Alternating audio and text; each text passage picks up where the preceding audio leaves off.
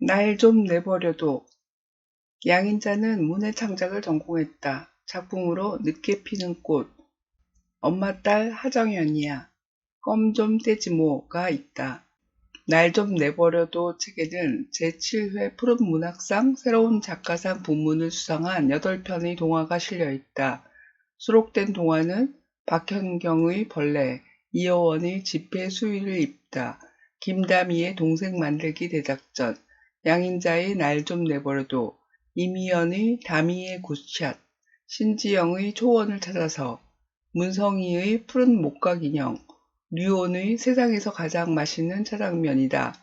그중 날 좀 내버려둬를 알아본다. 줄거리. 채민이 너 오늘도 안 올까봐 걱정했잖아. 자식, 이따 너 달리기 해야 돼. 알았지? 선생님이 내 뒤통수를 쳤다. 오늘은 운동의 날이다. 운동장은 햇빛 찜질방 같다. 5학년 개인 달리기가 끝난 뒤 1학년들 단체 무용을 하는데 엄마들이랑 같이 한다. 엄마와 같이 못 왔을 1학년 아이들을 생각하니 목이 메었다. 아줌마들이 나를 보고 있다. 제가 그 채민이란 애야? 엄마가 집 나가고 학교에 잘 안 온다던? 4학년 때까지는 엄마가 운동회 때 와서 응원도 해주고 물도 따라 주었는데 끝나고 같이 짜장면 먹었던 일까지 아득하게 떠올랐다. 아빠 곁을 떠나더라도 내게는 그렇게 하면 안 되는 거였다. 날 보지도 않고 아무 말 없이 나가버린 엄마. 애들과 깔깔거리며 옷이랑 신발을 구경할 때면 집 나간 엄마도 술 취해 들어온 아빠도 잊을 수 있었다. 하지만 그것도 몇 번뿐이었다. 용돈은 금방 떨어졌다. 그런 중에도 난 혼자라는 생각을 했는데 운동장, 이 많은 사람들 틈에서도 여전히 마찬가지다. 세민아 밖에서 뭐 사 먹고 오자. 현지가 내 팔짱을 끼며 말했다. 현지와 소은이는 내가 결석을 해도 학교에 늦게 와도 아무것도 물어보지 않았다. 그럴 때도 여느 날과 똑같이 대해주어 좋다.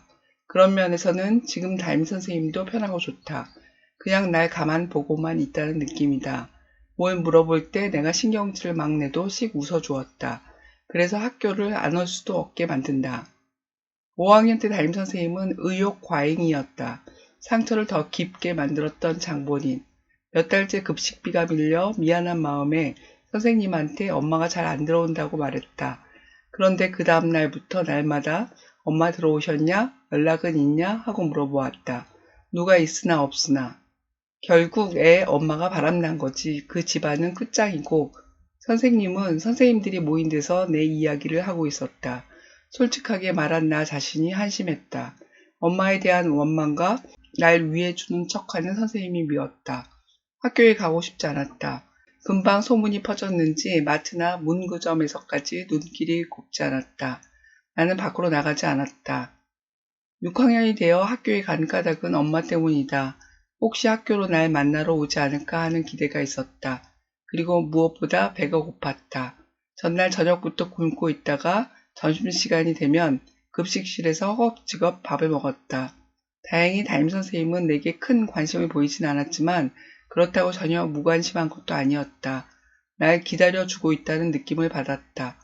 아이스크림을 물고 교문 안으로 들어서는데 한 아주머니가 내 앞에 가로막았다. 현지 엄마다. 네가 채민이냐?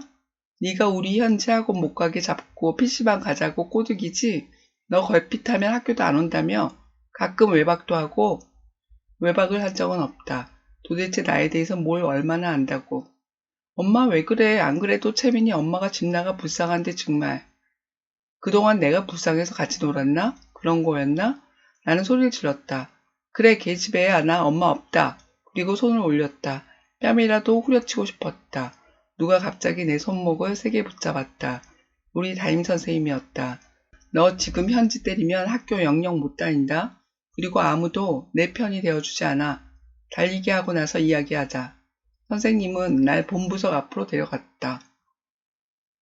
학부모랑 담임선생님이랑 이어달기를 하다니 여태껏 운동회에서 이런 걸 한 적은 한 번도 없었다. 달릴 준비를 하고 있는 애들은 소위 찌질이라고 놀림받는 애들이었다. 내가 제들하고 뛰어야 하나? 난 한눈에 사태를 짐작할 수 있었다. 공부 못하고 친구도 없는 애들만 이렇게 편하게 불러내서 말이다. 운동장 밖으로 뛰어나가 버릴까 하는데 내가 5반 김선생님 대신 달리는 채민이구나. 하면서 옆반 선생님이 내 팔을 잡아당겼다. 다른 반 선생님들은 여자여서 담임만큼 잘 뛰는 애가 대신 달리기로 했단다. 마음이 조금 놓였다. 날 마냥 불쌍하게만 보지 않았구나 싶었다. 일이 이렇게 된 이상 어떻게든 잘 달려야겠다는 오기가 생겼다. 채민이가 제일 나중에 달린다? 대영이한테 바통 받는 거 알겠지? 난 고개만 끄덕였다. 이윽고 총소리가 나고 달리기가 시작되었다. 아이들은 하나같이 크게 웃으며 소리를 질렀다. 어쩜 아이들은 날 의식하지 않은데 나만 혼자 괴로워한 건 아닐까? 달리고 나면 좀 달라지려나? 머리가 생각들로 빙글빙글 돈다. 어느새 파란 바통을 쥐고 대영이가 달려오고 있다. 박채민, 여기. 나도 소리를 지르면서 손을 뻗었다. 겨우 바통을 잡고서 대영이 팔을 잡고 뛰었다. 한참을 같이 달렸다. 엄청난 힘에 밀리는 것처럼 내 보폭은 커지고 빨라졌다. 바람이 얼굴을 스치고 지나갔다. 다리가 공중을 떠다니는 것 같았다. 다리를 더 축축 뻗어 앞으로 내달렸다. 와 하는 함성이 들린다. 이 달리기가 끝나면 난 또 어두운 방에서 늦게 돌아오는 아빠를 혼자 기다려야 한다.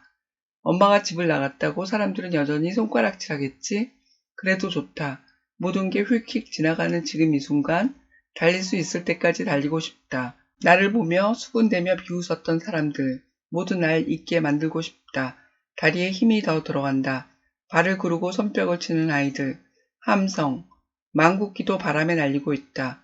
날 좀 그냥 내버려 두라고 일제히 소리치는 것 같다. 의미를 찾는 질문, 좋은 관심과 나쁜 관심. 엄마가 집을 나간 채민이는 주변의 시선이 불편하다. 5학년 담임선생님은 의욕과잉이다. 친구들이 있든 없든 엄마 들어오셨나? 연락은 있냐? 라고 날마다 물어본다. 다른 선생님들에게 결국 애 엄마가 바람난 거지. 그 집안은 끝장이고 라고 한 말은 채민이 머릿속에 시간이 지나도 잊을 수 없다. 현주 엄마는 채민이에게 현주를 꼬드기지 말라고 비난한다. 소문이 퍼져 마트나 문구점에서까지 채민이를 보는 시선이 곱지 않다. 채민이가 관심을 원하지 않은 것은 아니다. 6학년 담임선생님은 큰 관심을 보이지 않았고 전혀 무관심한 것도 아니었다. 발표를 시키고 심부름을 시켜주었다. 채민이는 자신을 기다려주고 있다는 느낌을 받았다. 잦은 결석이어도 아무 일 없었던 것처럼 대해주었고 신경질을 내도 웃어주었다. 그래서 채민이는 학교를 안 올 수도 없었다. 비난, 꾸중, 참견, 따돌림 같은 것들도 일종의 관심이다. 하지만 나쁜 관심이다. 관심의 대상이 피해를 입는다. 배려, 친절, 격려, 위로와 같은 좋은 관심이 될 수 있는 것은 주는 사람이 아닌 받는 사람에 달려있다. 받는 사람의 마음에 힘이 될 때 비로소 좋은 관심이 된다. 5학년 담임선생님은 스스로 따뜻한 관심을 아끼지 않았다고 생각했겠지만 채민이는 오히려 상처를 받았다. 그에 반해 6학년 담임선생님은 그저 지켜보다가 웃었고 심부름을 시켰다. 채민이는 선생님이 자신을 기다려준다는 느낌을 받았다. 사람마다 성향이 달라서 어떤 구체적인 말과 행동을 좋은 관심이라고 정할 수 없다. 어떤 사람은 과할 정도로 마음을 표현해야 성에 차기도 하고 어떤 사람은 무덤덤하길 바란다. 좋은 관심이기 위해서는 그 사람의 마음을 읽는 것이 먼저 해야 할 일이다. 질문입니다. 5학년 담임선생님은 채민이 엄마가 집을 나갔다는 말을 들은 이후 채민이에게 어떻게 대했나요? 운동회 날 채민이는 아줌마들이 자신을 보고 있다는 것을 알 수 있었습니다. 어떻게 알았을까요? 채민이는 5학년 담임선생님이 자신을 위해주는 척한다고 생각했습니다. 그렇게 생각한 이유는 무엇일까요? 채민이는 무엇 때문에 6학년 담임선생님이 자신을 기다려주고 있다고 느꼈나요? 좋은 관심의 예를 들 수 있나요? 그것이 왜 좋은 관심인가요? 의미를 찾는 질문, 편견. 결손 가정을 바라보는 시선이 따갑다. 현지 엄마는 채민이가 현지에게 PC방 가자고 꼬드기고 외박도 한다고 했다. 그러고 나서는 현지와 같이 놀지 말라고 소리쳤다. 사실이 아님에도 그렇게 굳게 믿는 것은 채민이가 결손 가정의 아동이기 때문이었다. 편견이란 불합리한 판단이다. 마땅한 근거가 없다. 결손 가정 아동이기 때문에 외박을 한다는 주장은 부당하다. 합리적 증거가 있어야 외박을 했다고 주장할 수 있다. 부당한 주장을 거침없이 할 수 있었던 이유는 그것이 사회적 편견이기 때문일 것이다. 많은 사람들이 그렇게 믿기 때문이다. 몇몇의 사례로 성급하게 일반화를 한 결과이다. 감정적이고 비합리적인 사람들이 별 생각 없이 자신들의 편견을 내뱉고 과신한다. 하지만 그 화살을 맞는 대상에게는 간단하지 않다. 세상이 어두워지고 삶이 무겁다. 요즘은 결손 과정뿐 아니라 맞벌이 가정에도 불편하고 이기적인 비난을 뿜는다. 그럴 만한 이유로 그렇게 생각하는 합리적인 사회로 한 걸음씩 나아가길 소원한다. 질문입니다. 현주 엄마는 채민이를 가로막고 무엇을 말했나요? 현주 엄마의 주장과 근거를 정리해 보세요. 선생님은 현주를 때리려는 채민이에게 현지를 때리면 아무도 채민이 편이 되어주지 않는다고 말했습니다. 선생님은 왜 아무도 채민이 편이 되지 않을 거라고 생각했을까요? 어른들이 갖고 있는 편견을 느껴본 적이 있나요? 무엇인가요? 그것이 왜 편견이라고 생각하나요? 편견을 갖지 않고 바르게 판단하려면 무엇이 필요할까요? 주위 사람들이 주는 나쁜 관심이 채민이를 힘들게 합니다. 좋은 관심과 나쁜 관심에 대해 생각해 봅니다. 더불어 편견이 무엇인지 살펴봅니다.